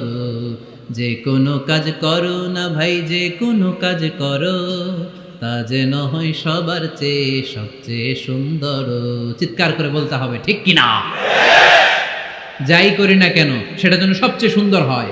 You have to make the best out of you. You have to try you level best. তোমার সাধ্যের যতটুকু আছে তার সবটুকু করতে হবে। বাকি বরকত আর কল্যাণ আমাদেরকে দান করবে কে? বিষ্ণু ঈসা ইসলাম কখনো অলসতাকে উৎসাহিত করেন নাই, ভিক্ষাবৃত্তিকে উৎসাহিত করেন নাই। তিনি পরিশ্রমকে অ্যাপ্রিশিয়েট করেছেন। এক সাহাবী রাদিয়াল্লাহু তাআলা আনহু এসে বললেন, ইয়া রাসূলুল্লাহ আমাকে কিছু দান করেন, আ'তিনি শাইআন। বিষ্ণু বললেন, তুমি ভিক্ষা করো, তোমার ঘরে কিছু নাই? সাহাবী বললেন, লা ইয়া রাসূলুল্লাহ কিছু নাই। বিষ্ণু ঈসা ইসলাম আবার প্রশ্ন করলেন, কিছুই নাই? সে বললেন, হ্যাঁ আছে। কি আছে? একটা জামা আছে, জামা, আর আছে একটা পানি খাওয়ার জগ। দুইটা জিনিস আছে, একটা কি আর একটা পানি খাওয়ার জগ। বিষ্ণু বললেন, দুইটা নিয়ে আস। সাহাবী রাদিয়াল্লাহু তাআলা আনহু জামার জগ নিয়ে এসে বিষ্ণু ঈসা ইসলামের হাতে দিলেন। বিষ্ণুনবী জামার জগটা ধরে বললেন, মাইয়াশতারি হাযাইন, কে আছো আমার সাহাবীদের মধ্যে এই দুইটা জিনিস কিনতে চাও? এক সাহাবী দাঁড়িয়ে বললেন, ইয়া রাসূলুল্লাহ ইয়া হাবিবাল্লাহ আনা আশতারিহিমা বিদিরহাম। এই দুইটা জিনিস, একটা জামা একটা পানি খাওয়ার জগ, আমি 1 দিরহাম দিয়ে কিনে নিতে চাই। পড়েন সুবহানাল্লাহ। বিশ্বনবী বললেন, 1 দিরহাম তো কম হয়ে যায়, 1 দিরহামের চেয়ে বেশি দিয়ে কেনার মতো যদি কেউ থাকে একটু হাত তোলো। মাইয়াজিদু আলা যালিক, এর চেয়ে বেশি দাম দিয়ে কেনার মতো কেউ আছো নাকি? আরেক সাহাবী হাত তুলে বললেন, ইয়া রাসূলুল্লাহ ইয়া হাবিবাল্লাহ আশতারিহিমা বিদিরহামাইন, আমি 1 দিরহাম নয় আপনার সম্মানে 2 দিরহাম দিয়ে জিনিসগুলো কিনে নিতে চাই। 2 দিরহাম। বিষ্ণু বললেন, ওকে ফাইন, ডান, 2 দিরহামে বিক্রি হয়ে যাবে। দিয়ে দেওয়া হলো। 2 দিরহাম নিয়ে বিষ্ণু ঈসা ইসলাম ওই আগন্তুক ভিক্ষুক সাহাবীর হাতে দিয়ে বললেন, যাও 1 দিরহাম দিয়ে তোমার পরিবার পরিজনদের জন্য খাবার কিনে নিয়ে যাও, আর 1 দিরহাম দিয়ে একটা কুঠার কিনে নিয়ে আসো। কি কিনে নিয়ে আসো? সবাই বলেন। কুঠার চিনেন আপনারা? কুঠার দিয়ে কি করে? গাছ কাটে। ওই সাহাবী 1 দিরহাম দিয়ে একটা কুঠার কিনে নিয়ে আসলেন। বিশ্বনবী সাল্লাল্লাহু আলাইহি ওয়াসাল্লাম নিজ হাতে ওই কুঠারের একটা হাতল লাগাই দিলেন। সুবহানাল্লাহ পড়তে পারলেন না মজা করে? হাতল ছাড়া কুঠার ধরা যায়? ধরা যায় না। বিশ্বনবী কাঠের একটা হাতল লাগাই দিলেন। এই হাতলটা দিয়ে বিশ্বনবী বললেন, Try to imagine the attitude of the last messenger Muhammad sallallahu. He changed the world for the better and made us better creature. তার নাম কি? কি নাম? He was Muhammad sallallahu alayhi wasallam. Muhammad, mercy upon mankind, teacher of all mankind, Abul Qasim, Ya Habibi, Ya Muhammad, Ya Shafi'i, Ya Muhammad, Khairu Khalqillahi Muhammad, Ya Mustafa, Ya Imam al-Mursalin, Ya Mustafa, Ya Shafi'i al-Alamin. Pardon সবাই? Ya Mustafa, Ya Imam al-Mursalin, Ya Mustafa, Ya Shafi'i al-Alamin. He taught us to be just and kind and to feed the poor and hungry, help the wafer and the orphan child, and to not be cruel and miserly. His speech was soft and gentle, like a mother stroking her child. His mercy and compassion were most radiant when his smile was Muhammad sallallahu alayhi wasallam.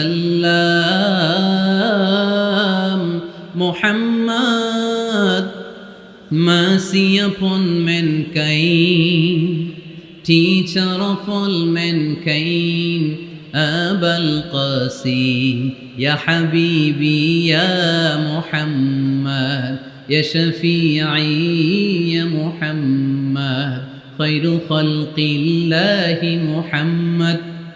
পড়েন সবাই।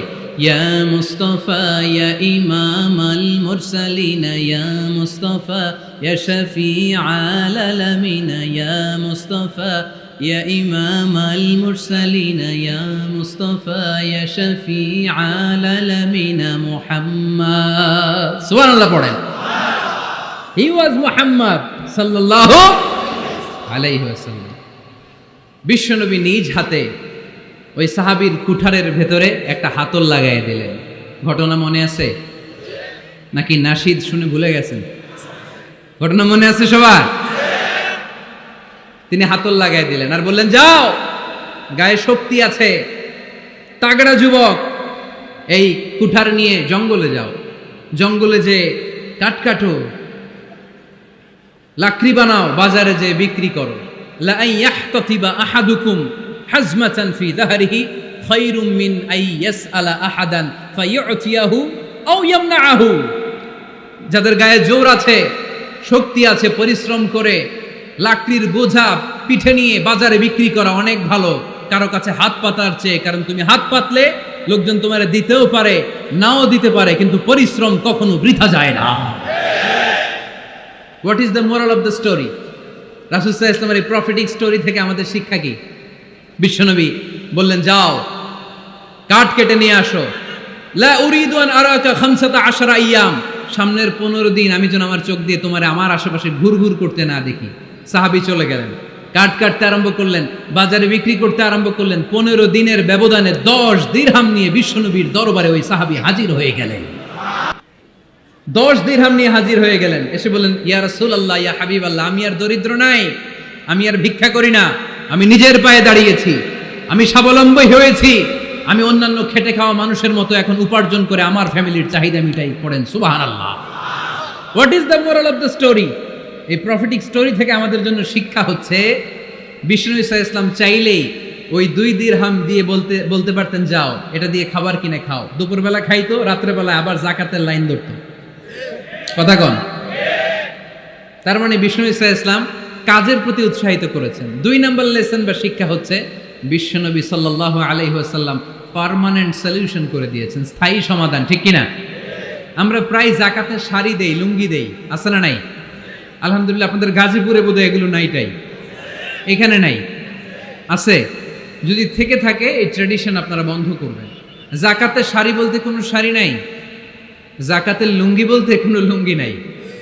কারণ জাকাতের শাড়ি আর জাকাতের লুঙ্গি যদি আপনি বিতরণ করেন আর সামান্য সয়াবিন তেল আর চাল ডাল যদি আপনি প্যাকেট করে দিয়ে দেন, তাহলে 1 মাস পরে আবার যে সে আরেক জায়গায় জাকাতের লাইনে দাঁড় হয়ে যাবে। চিল্লা এখন ঠিক কিনা? এজন্য আপনাকে পার্মানেন্ট সলিউশনের ব্যবস্থা করতে হবে। আমি সব জায়গায় বলি যে প্রতিটি জেলার বিজনেস ম্যাগনেট যারা আছেন তারা সবাই মিলে একটা জাকাত ম্যানেজমেন্ট প্ল্যাটফর্ম গড়ে তুলুন। সেখান থেকে এমনভাবে জাকাত দিন যাতে মানুষ স্বাবলম্বী হতে পারে। স্বাবলম্বী বানানোর জন্য, দারিদ্র বিমোচনের জন্য জাকাত এসেছে, জাকাতের শাড়ি লুঙ্গি বিতরণের জন্য নয়। আর জাকাতের শাড়ি এত পাতলা, মশারি কি পাতলা, এর চেয়েও পাতলা। দেখছেন কখনো? এটারে একবার ধোয়ার পরে দ্বিতীয়বার পরা যায় না। একবার ধোয়ার পরে শাড়ির দিকে তাকাইলে শাড়ি আমনের দিকে বেশকি মেরা থাকবে। কথা বলেন ঠিক কিনা? এইভাবে শাড়ি লুঙ্গি দেয়া যাবে? এভাবে তো শাড়ি লুঙ্গি বিতরণ করলে যারা লাইন ধরে জাকাত নিতে আসলো এই আল্লাহর বান্দাদেরকে অপমান করা হয়। আর আল্লাহ বললেন ওয়ালাকাদ কাররামনা বানি আদম, আমি পুরো বানি আদমকে সম্মানিত করেছি। ফেরেশতার সম্মান বেশি না মানুষের? বুঝে শুনে বললেন কার? তুমি মাটির আদমকে প্রথম সৃষ্টি করিয়া ঘোষণা করিয়া দিলে শ্রেষ্ঠ বলিয়া, তাই তো নূরের ফেরেশতা করে আদমকে সেজদা। সুবহানাল্লাহ পড়েন। তাই তো নূরের ফেরেশতা করে আদমকে সেজদা, সবার চেয়ে সম্মান দিলে মাটির আদমকে। পড়েন আল্লাহু আল্লাহু তুমি জাল্লে জালালুহু, শেষ করা তো যায় না গে তোমার গুণগান। আল্লাহু আল্লাহু সুবহানাল্লাহ পড়েন। আহা, মানুষের মর্যাদা সবচাইতে বেশি। এজন্য জাকাত যারা নিতে আসে তাদেরকে অপমান করা যাবে না। এর কারণ জাকাত দিয়ে আপনি কোনো করুণা করেননি, বরং ওরা জাকাত নিয়ে আপনাকে এই ফরজ ইবাদত করার সুযোগ করে দিয়ে আপনার প্রতি করুণা করে গিয়েছে। আওয়াজ করে বলেন ঠিক কি না? অনেকে মনে করে আমি জাকাত দিয়ে আমি মনে দয়া করছি, আমি মনে হয় করুণা করছি। আচ্ছা, যারা গরিব ওরা যদি জাকাত না নেয় ওর সমস্যা আছে? নিমু না জাকাত। কিন্তু আমি যদি বলি দিমু না, আমার খবর আছে না নাই? আমার জন্য দেয়া ফরজ, ওর জন্য নেয়া ফরজ না। তাই আমি দিয়ে করুণা করিনি, ও আমার কাছ থেকে জাকাত নিয়ে জাহান্নামের আগুন থেকে আমাকে বাঁচিয়ে ও আমাকে দয়া দেখিয়েছে।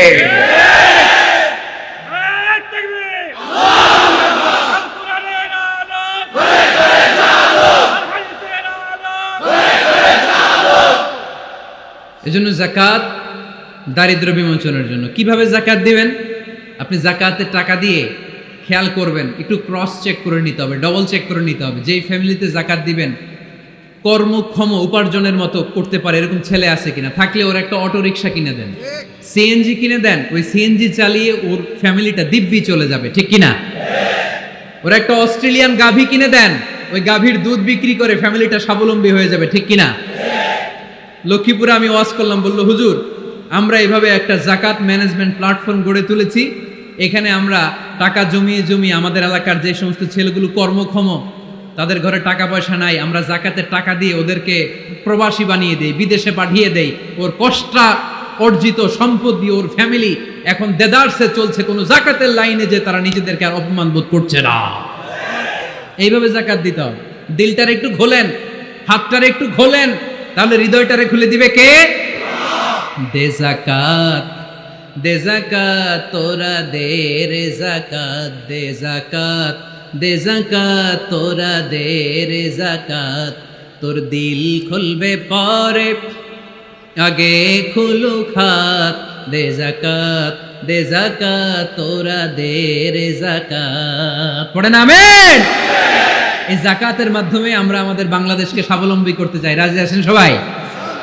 সংঘবদ্ধ প্রচেষ্টায় জাকাত আদায় করতে রাজি আছেন?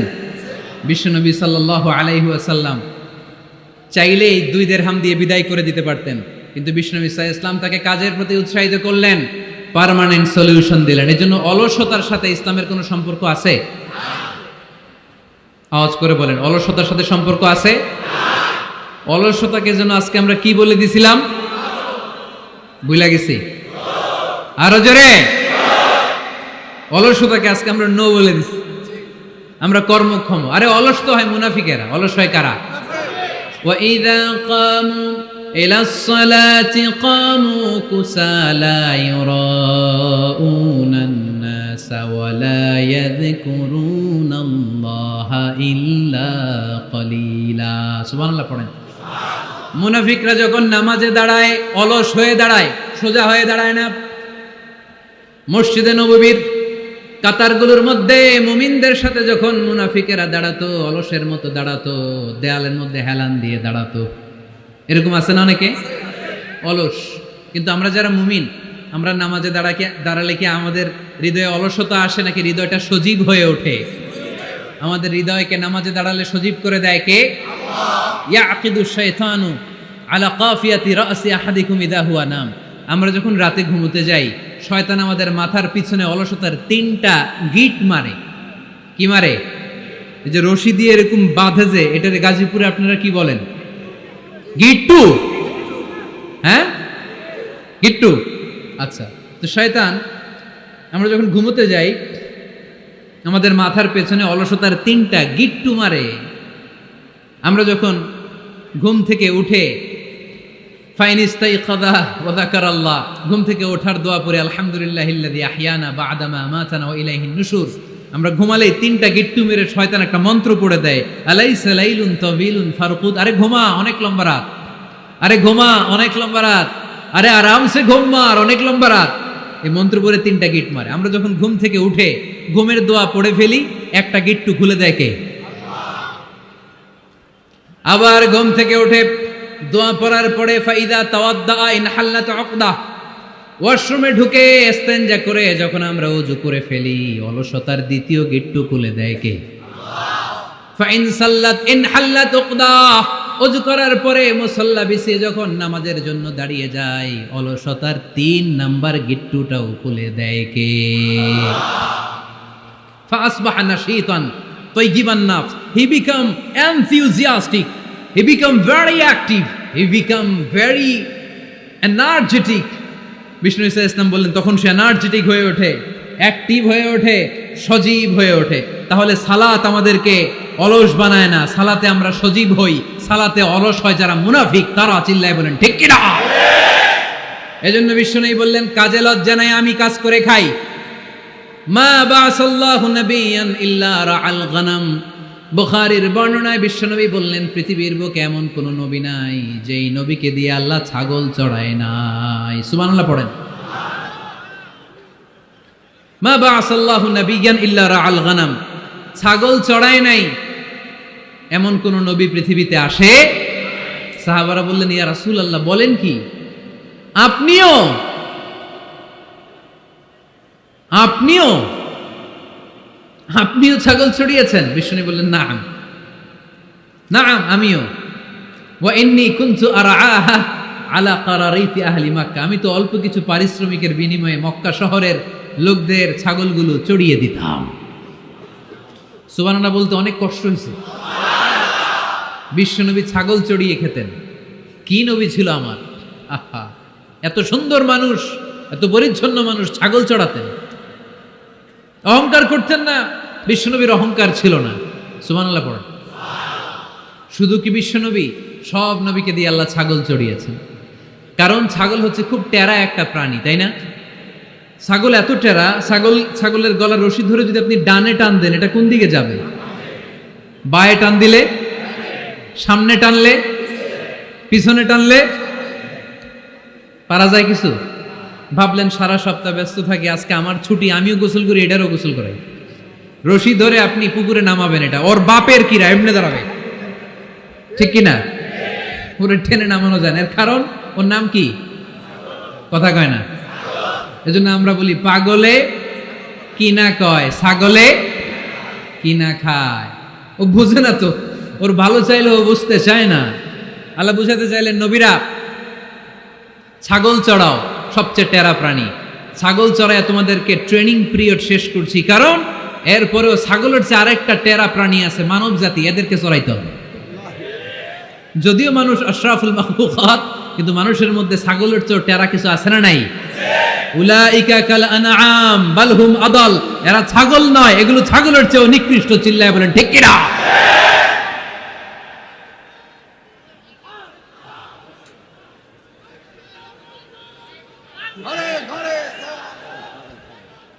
এই এরকম আওয়াজে স্লোগান দিলে চলবে? আওয়াজ করে একজন স্লোগান দাও তো, কোরআনের স্লোগান দাও একজন আওয়াজ করে।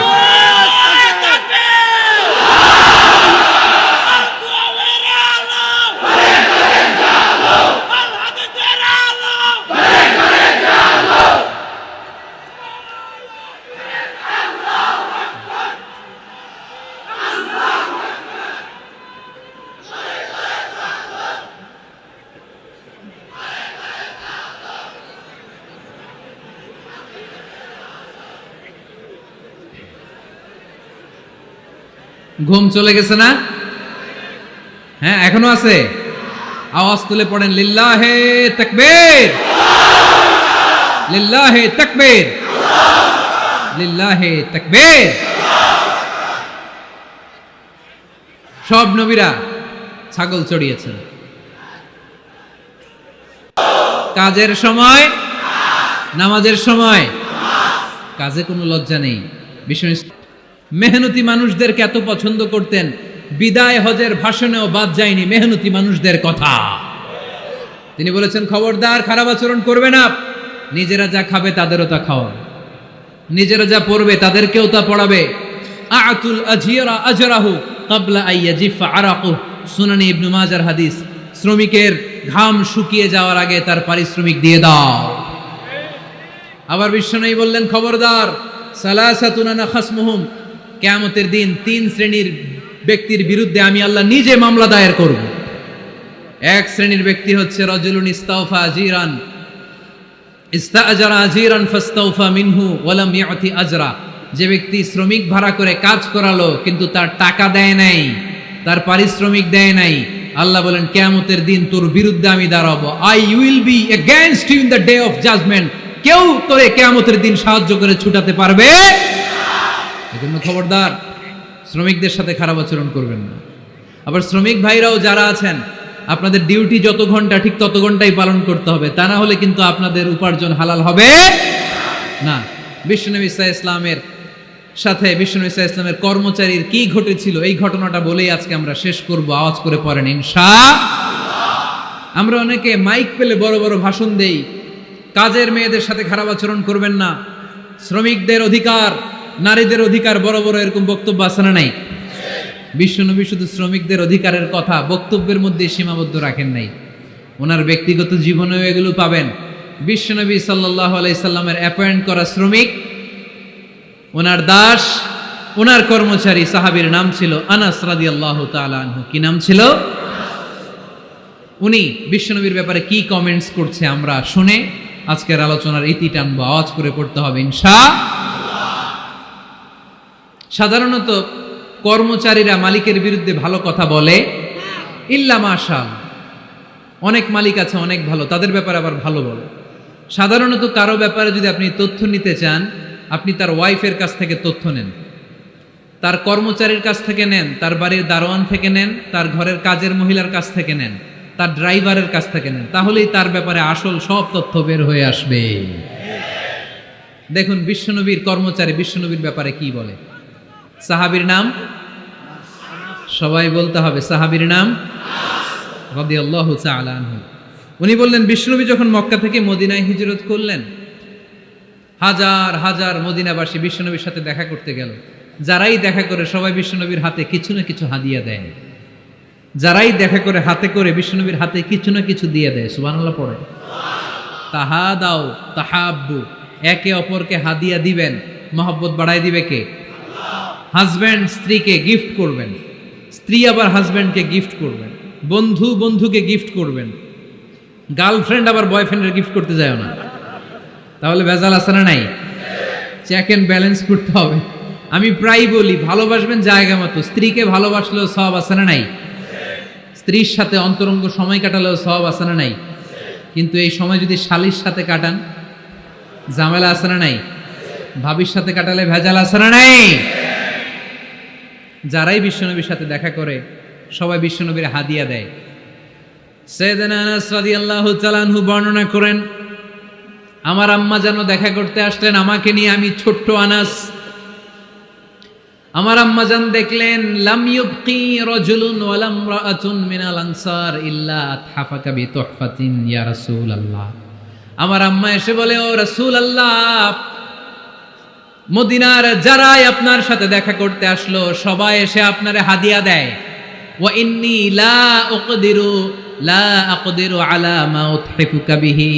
ও নবী, আমার তেমন কোনো সাধ্য নাই যে আমি আপনারে হাদিয়া দেব, আমার কাছে কোনো টাকা পয়সা নাই। ছোট্ট ছেলে আনাস রে নিয়ে এসে বলল, ইয়া রাসূলুল্লাহ, মদিনার সব লোকের আপনার সাথে দেখা করে আর হাদিয়া দেয়, আমি গরিব মানুষ, আমি আপনারে কি হাদিয়া দেব গো নবী? আমার তো হাদিয়া দেওয়ার মতো কিচ্ছু নাই। ইল্লা ইবনি হাদা, আমার নাড়ছেরা ধন, আমার কলিজার টুকরা সন্তান এই আনাস ছাড়া আমি আমার কলিজার টুকরা সন্তান আনাস রেই আপনারে হাদিয়া দিয়ে দিলাম। খুদ হাদা ইয়া রাসূলুল্লাহ, আমার সন্তান আনাসকে আপনি নেন। ইয়াখদুমুক মা বাদালাক, সে যদ্দূর পারে আপনারে খেদমত করবে। সাইয়েদনা আনাস বলেন, সেদিন থেকে আমি বিশ্বনবীর খাদেম। কি আর খেদমত করব, নবীর মেসওয়াক এনে দেই, জামা এনে দেই। 10 বছর খেদমত করার পরে বিশ্বনবীর খাদেমের মুখে শুনুন বিশ্বনবী কেমন আচরণ করতেন সাইয়েদনা আনাস রাদিয়াল্লাহু তাআলা আনহুর সাথে। সাইয়েদনা আনাস বলেন, খাদিমতু রাসূলুল্লাহি 10 সিনিন, 10টি বছর আমি আমার বিশ্বনবীর পেয়ারা নবীর খেদমত করলাম। ফামা দারাবানি, একদিনের জন্য বিশ্বনবী আমার গায়ে হাত তোলে নাই, পড়েন সুবহানাল্লাহ। ওমা সাব্বানি, একদিনের জন্য আমার গালি দেয় নাই, বকা দেয় নাই। ওমা আবাসা ফি ওয়াজহি, একদিনের জন্য বিশ্বনবী বিরক্তির চেহারা নিয়ে আমার দিকে তাকায় নাই, ভ্রু কুচকে এরকম আমার দিকে তাকায় নাই। আমরা রেগে গেলে, বিরক্ত হলে কি করি? আমাদের ভ্রুগুলো কুচকে যায়। আনাস রাদিয়াল্লাহু তাআলা আনহু বললেন, একদিনের জন্য আমার পিট্টি দেয়া তো দূরের কথা, আমাকে পিটানি দেয়া তো দূরের কথা, আমাকে মারে নাই, আমাকে গালি দেয় নাই, কোনোদিন আমার দিকে বিরক্তির সাথে তাকায় নাই। ওয়ালা ক্বালা লি লিমা সানাআতা ওয়ালা লিমা লা সানাআতা, কোনোদিন এও বলে নাই আনাস এটা কেন করলা, ওইটা কেন করো নাই। চিৎকার করে পড়েন সুবহানাল্লাহ। এজন্য বিশ্ব নবীর মতো আমাদেরকে আমাদের শ্রমিকদের সাথে, অধীনস্থ কর্মচারীদের সাথে আচরণ করতে হবে। রাজি আছি তো সবাই? এন্তেকালের আগে বিশ্বনবী সাল্লাল্লাহু আলাইহি সাল্লাম 2টা কথা বললেন। কয়টা? 1 নম্বরে বিষ্ণু ঈসা ইসলাম বললেন, আসসালাত আসসালাত, নামাজ নামাজ, উম্মতেরা নামাজ, নামাজ ছেড়ে দিও না। 2 নম্বরে বিষ্ণুই বললেন, ওয়ামা মালাকাত আইমানুকুম, খবরদার অধীনস্থ কর্মচারীদের সাথে খারাপ আচরণ করো না। আমরা খুব দুঃখের সাথে লক্ষ্য করেছি, পত্রপত্রিকায় এসেছে, মানবাধিকার কর্মী, নারী আন্দোলনের কর্মী মাইক পেলে বড় বড় ভাষণ দেয়, আপনারা কর্মীদের সাথে ভালো আচরণ করবেন, কাজের মেয়েদের সাথে ভালো আচরণ করবেন, কিন্তু ওদের বাড়িতে এই কাজের মেয়েরা নির্যাতিত হয়। চিল্লায় বলেন ঠিক কিনা? আহা, পত্রিকার রিপোর্ট দেখে অবাক লাগে।